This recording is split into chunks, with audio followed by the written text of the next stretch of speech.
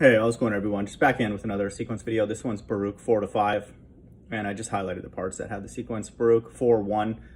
All who hold her fast will live. This is referring to she is the book of the commandments of God, the law that endures forever. And so this is coded language for salvation. Again, in verse 18, which is one of the numbers that oftentimes signifies Christ's second coming, or 33. 666, the times that we live in now. For he who brought these calamities upon you will deliver you from the hand of your enemies. Okay. And verse 21, take courage, my children, cry to God, and he will deliver you from the power of the hand of the enemy.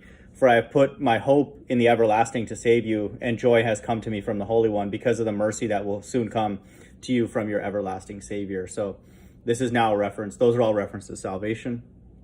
And then now we have a time of wrath, which are the plagues described in Revelation 16, and then needed to get people to return back to God because they need to see God with their eyes first.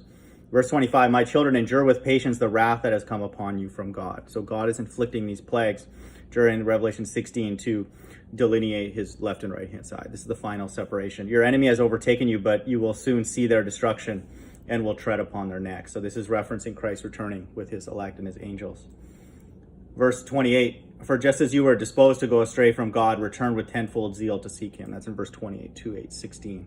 And so that's what the plagues are designed for in Revelation 16. Now, we're going to reference Christ returning with his elect. Verse 34, I will take away her pride and her great population, and her insolence will be turned to grief. For fire will come upon her from the everlasting for many days. Okay, this is fire from the top in these so-called UFOs.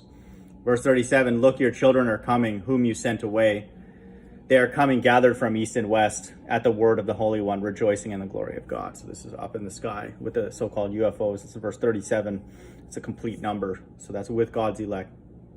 Now we have a reference to the kingdom. So Baruch 5, take off the garment of your sorrow and affliction, O Jerusalem, and put on forever the beauty of the glory from God. Put on the robe of the righteousness that comes from God. Put on your head the diadem of the glory of the everlasting, for God will show your splendor everywhere under heaven, for God will give you evermore the name righteous, peace, godly, glory.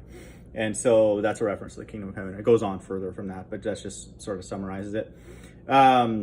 So this again, the sequence is here in Baruch 4 to 5. Hope everyone's doing well. Bye.